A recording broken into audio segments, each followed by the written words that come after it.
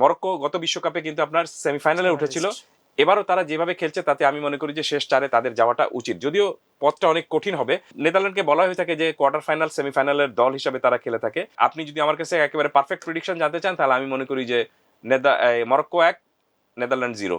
আসসালামু আলাইকুম প্রিয় দর্শক, স্বাগত জানাচ্ছি ওয়ার্ল্ড কাপ নিয়ে আমার দেশের বিশেষ আয়োজন সাইডলাইন টকের সঙ্গে আছি আরমান মুজাহিদ। আমাদের সঙ্গে অতিথি হিসেবে যুক্ত আছেন আমার দেশের স্পোর্টস এডিটর কায়সার ভাই। কায়সার ভাই কেমন আছেন? জি ভালো, ধন্যবাদ। ওয়ার্ল্ড কাপের তো গ্রুপ পর্বের দীর্ঘ জার্নি শেষ হলো, 72টা ম্যাচ শেষে আবার রাউন্ড অফ 32। দুটি বড় দল, দুটি অনেক বড় স্বপ্ন নিয়ে আসা দল ভাগ্যের খেলায় পড়ে গেছে একসাথে, কোনো একটা বাদ যাচ্ছে। তো এই নেদারল্যান্ডস এবং মরক্কোর ম্যাচ কিভাবে ব্যাখ্যা করবেন এটাকে? দুটো দলের মধ্যে মরক্কোকে আমি এগিয়ে রাখবো, কারণটা হলো যে মরক্কো প্রথম ম্যাচটা খেলেছে ব্রাজিলের সঙ্গে, এবং সেই ম্যাচে মরক্কো যে পারফরমেন্স করেছে সেই পারফরমেন্সের অন্তত প্রথম 35 মিনিট তারা যে পারফরমেন্স করেছে সেই পারফরমেন্সটা যদি তারা এখানে দেখাতে পারে তাহলে আমার বিবেচনায় এখানে মরক্কো এই ম্যাচে কিন্তু এগিয়ে থাকবে। আর মরক্কোর যে খেলোয়াড় যারা রয়েছেন তারা সবাই, মরক্কো এবং নেদারল্যান্ডের সব খেলোয়াড়াই আপনার ইউরোপিয়ান লিগে খেলে থাকেন, খুব ভালো ফর্মেও রয়েছেন। বিশেষ করে মরক্কোর খেলোয়াড় তো আপনার বেশ কয়েকজন, আশরাফ হাকিমি যিনি রয়েছেন তিনি পিএসজি এবার চ্যাম্পিয়ন হয়েছে চ্যাম্পিয়ন্স লিগে। সো সবকিছু মিলে তাদের বেশ কয়েকজন খেলোয়াড় বেশ ভালো ফর্মে রয়েছেন। ইসমাইল সাইবারি রাইট, দুটা গোল পেয়েছেন, এখন 2 ম্যাচে গোল পেয়েছেন তিনি এখন পর্যন্ত, যার ব্রাজিলের বিরুদ্ধে গোল তিনি করেছিলেন। সো ভেরি ডেঞ্জারাস প্লেয়ার, কোনো সন্দেহ নেই। এবং মরক্কো টিমটা খুবই স্ট্রং টিম। মরক্কো গত বিশ্বকাপে কিন্তু আপনার সেমিফাইনালে উঠেছিল, এবারও তারা যেভাবে খেলছে তাতে আমি মনে করি যে শেষ চারে তাদের যাওয়াটা উচিত, যদিও পথটা অনেক কঠিন হবে। তবে বিশ্বকাপের সাফল্য পেতে হলে আপনাকে কঠিন পথ কিন্তু পেরোতে হবে। নরম পথ পেরিয়ে আপনি বিশ্বকাপ জেতার মধ্যে আমি মনে করি না তেমন কোনো মানে দুঃসাহসিকতার কোনো কিছু রয়েছে।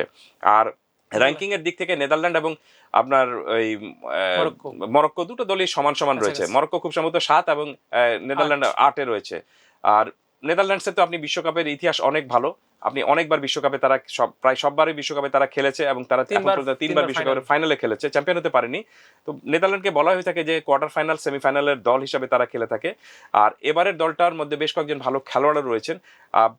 তেমন ভাবে নেদারল্যান্ড যেরকম ভাবে আপনি দাপট নিয়ে খেলার কথা সেই দাপটটা হয়তো তারা দেখাতে পারেনি। সুইডেনের সাথে তারা যে ম্যাচটা খেলেছিল সেই ম্যাচটা একটা দাপট নিয়ে জিতেছে তারা 4-1 গোলে, কিন্তু 4-1 গোলে জিতলেও সেই ম্যাচে সুইডেনও বিউটিফুল ফুটবল খেলেছে। সো মরক্কো নেদারল্যান্ড আপনি শক্তির বিবেচনায় সমান সমান। যে দল ম্যাচে ভুল কম করবে এবং যে দল সুযোগটা বেশি কাজে লাগাবে সেই দলের যে জয়ের সম্ভাবনা। 90 রেজাল্ট আসবে, 90 মিনিটে রেজাল্ট আসতে পারে, 90 মিনিটের রেজাল্ট আসা উচিত। কারণটা হলো যে দুদলই খুবই অ্যাটাকিং প্লেয়ারের ফুটবল খেলে, তারা কেউ কিন্তু আপনার চাইবে না যে ম্যাচটা অন্তত আপনার 30 এক্সট্রা টাইমে যাক অথবা টাই ব্রেকারে যাক, কারণ দুদলই যেহেতু শক্তিশালী দল এবং তারা জানে যে টাই ব্রেকার, তো যেটা বললাম যে টাই ব্রেকার লটারি ভাগ্য, তার আগেই তারা অন্তত ভালো ফুটবল খেলে ম্যাচ জিততে চায় উভয় দল। প্রেডিকশন কি বলে আপনার? আমি মনে করি যে এই ম্যাচে আগে যে গোল করবে তারা জিতবে। সো এখানে যদি মরক্কো আগে গোল করতে পারে তাহলে মরক্কো জিতবে, আর যদি নেদারল্যান্ড করে তাহলে নেদারল্যান্ড জিতবে। বাট আপনি যদি আমার কাছে একেবারে পারফেক্ট প্রেডিকশন জানতে চান তাহলে আমি মনে করি যে মরক্কো 1, নেদারল্যান্ড 0। ঠিক আছে ভাই, আপনার গুরুত্বপূর্ণ সময় থেকে সময় দেওয়ার জন্য ধন্যবাদ। দর্শক, আজ এখানেই শেষ করতে হচ্ছে। 3টি ম্যাচ রয়েছে, সেই ম্যাচগুলো আমরা উপভোগ করবো। এরপরেই আর কোনো আয়োজনে আপনাদের সঙ্গে দেখা হবে। সে পর্যন্ত সবাই ভালো থাকুন, সুস্থ থাকুন, আমার দেশ স্পোর্টসের সঙ্গে থাকুন। আল্লাহ হাফেজ।